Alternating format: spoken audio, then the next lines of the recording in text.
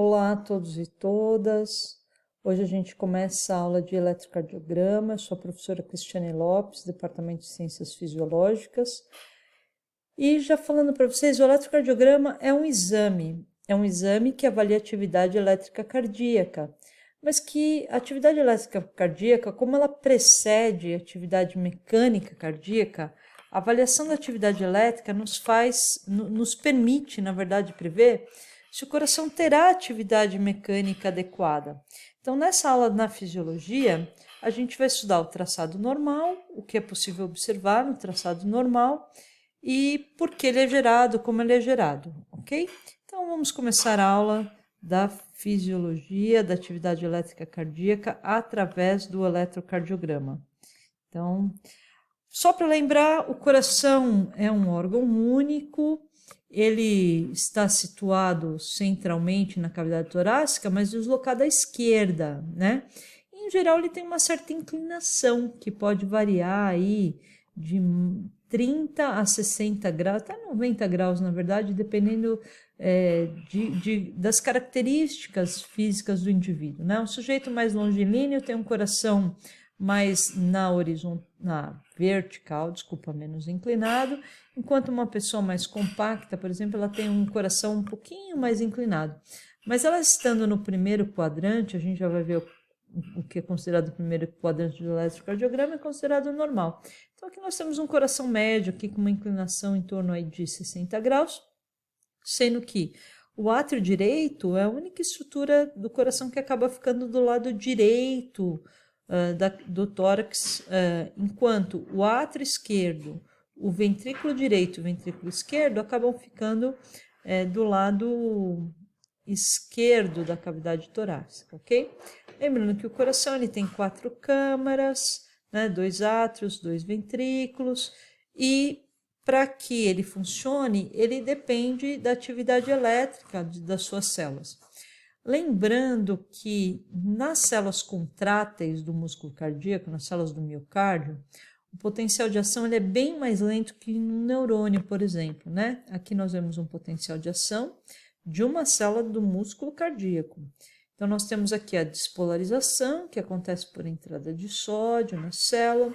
A gente tem uma pequena repolarização por saída de potássio, mas nós temos um platô que é promovido pela abertura de canais de cálcio. Então, a saída de potássio está acontecendo em toda essa região, mas essa região que não repolariza de repente é porque está saindo potássio, mas está entrando cálcio. O cálcio de fora é bastante importante para a contração do músculo cardíaco. E aí, quando fecham os canais de cálcio, então o potencial ele cai pela saída de potássio e volta ao repouso. Então, esse é o potencial de ação de uma célula do miocárdio, né? Esse potencial de ação é este aqui, de uma célula contrátil, mas ele é estimulado pelo potencial de ação de um dos nós, né? O principal marcapasso é o nó sinoatrial, ele que gera o potencial de ação de forma rítmica e ele que passa para as células vizinhas e que de uma célula passa para outra, porque nós temos muitos discos intercalares, que são estruturas adensadas entre uma célula e outra, formada por proteínas, que são junções comunicantes porque deixam passar íons de uma célula para outra. Então, quando uma célula começa a despolarizar pela entrada de sódio, o sódio que entra aqui rapidamente se propaga e entra para a célula vizinha, já despolariza a outra, assim por diante, ok?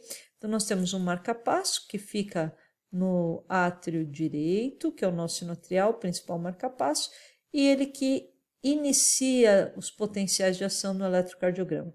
Então, como eu falei para vocês, o eletrocardiograma é um exame que mede pequenas diferenças de potencial devido à atividade elétrica cardíaca. E por que é possível medir a atividade elétrica cardíaca, mas a gente, se colocar eletrodos na superfície, não consegue medir a atividade de um músculo esquelético, por exemplo? Porque no músculo cardíaco, como tem essas junções comunicantes, grandes conjuntos de células despolarizam ao mesmo tempo, repolarizam ao mesmo tempo. Então, há um sincronismo entre as células. Então, os sinais elétricos se somam. Já no músculo esquelético não há essa comunicação entre as células. Então, nesse caso, a atividade elétrica do músculo esquelético ela pode ser avaliada, mas por um outro exame chamado eletroneuromiografia, no qual é necessário espetar um eletrodo no músculo. O eletrocardiograma não espeta nada, são eletrodos colocados na superfície corpórea. E os sinais elétricos do coração, eles são sincronizados, então muitos sinais se somam ao mesmo tempo, por isso que é possível medir a atividade elétrica. Diferente, por exemplo, do cérebro, que tem sua atividade elétrica, também é possível medir na superfície, mas os eletrodos são colocados na calota craniana e os sinais são de menor intensidade. Por que menor intensidade esse neurônio faz potencial de ação? São de menor intensidade porque não há sincronismo entre os neurônios. Por incrível que pareça, quando nós dormimos, é que muitos neurônios sincronizam e aí é possível medir uma atividade elétrica maior do que quando a gente está acordado, né? Quando estamos em vigília, porque em vigília poucos neurônios são síncronos. Pelo contrário, a vigília é caracterizada pela desincronização de neurônios. Então, a gente mede a atividade elétrica cardíaca na superfície do coração, porque muitas células estão sincronizadas e, com isso, as atividades, os potenciais se somam, gerando um sinal detectável da ordem de milivolts na superfície corpórea. Okay? Então, lembrando, né, o sistema condutor, quem gera os potenciais é o nó sinoatrial, que fica no átrio direito. Aí essa atividade é dividida para os dois átrios pelos feixes internodais, chegando até o nó átrio ventricular. Aí do nó átrio ventricular, feixe de His, ramo direito, ramo esquerdo e fibras de Purkinje. Então, está aqui o circuito elétrico cardíaco, ok? Se a gente tirasse todas as células contráteis e só visse as células condutoras, que não são contráteis no coração, o que nós veríamos seria algo desse tipo aqui, ó. Nó sinoatrial, feixes internodais, nó átrio ventricular, feixe de His. Aí nós vemos a banda direita, a banda esquerda do feixe de His e as fibras de Purkinje distribuindo, então, os sinais elétricos para muitas células do miocárdio, ok? Então, é assim que nós veríamos o circuito elétrico de condução do coração.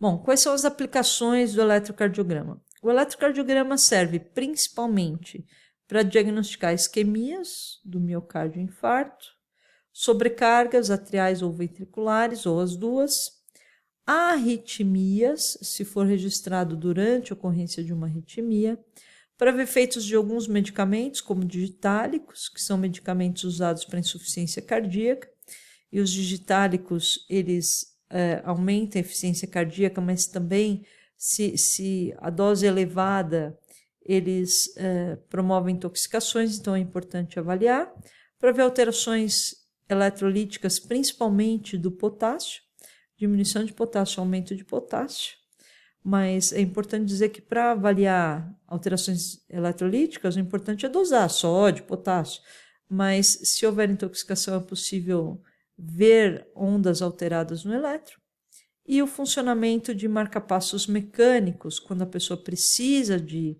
implantes de marcapasso, né, marcapassos como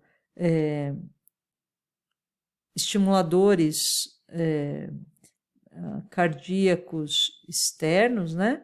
Mas que são fundamentais para o sujeito manter a sua qualidade de vida, o seu bom funcionamento cardíaco. Então, é possível também avaliar no eletrocardiograma, ok? É importante saber que o eletrocardiograma é um bom diagnóstico para ver arritmias cardíacas se registrado durante o acontecimento de uma arritmia, para avaliar bloqueios cardíacos, por exemplo, dificuldade de passagem da atividade elétrica, por exemplo, do átrio para o ventrículo, ou do ventrículo, do septo para o ventrículo direito, ou para o ventrículo esquerdo, ou numa área. Isso é possível avaliar. Infarto agudo do miocárdio, é possível avaliar e é um bom avaliador, desde que gere sinais elétricos. existem alguns tipos de infarto que são difíceis de avaliar no eletro, e aí por isso que se pede, né, quando se tem sintomas sugestivos de infarto, para medir enzimas cardíacas, que são enzimas que a princípio só estariam em células do coração, mas que passam a ser detectáveis no sangue quando há lesão dessas células. Ele é razoavelmente bom para medir isquemia miocárdica, mas aí o exame melhor para isso é a cintilografia cardíaca, né?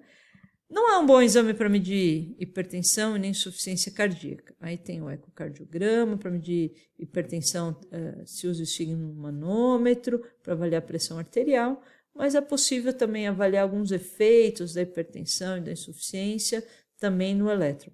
Mas eu queria deixar bem claro que nessa aula o objetivo não será fazer diagnóstico de alterações do eletro, mas sim aprender o que mede um eletro normal, como avaliar o que ele mede, ok? Então, eu vou fazer uma pausa e a gente continua na próxima aula, tá bom? Na parte 2 da aula.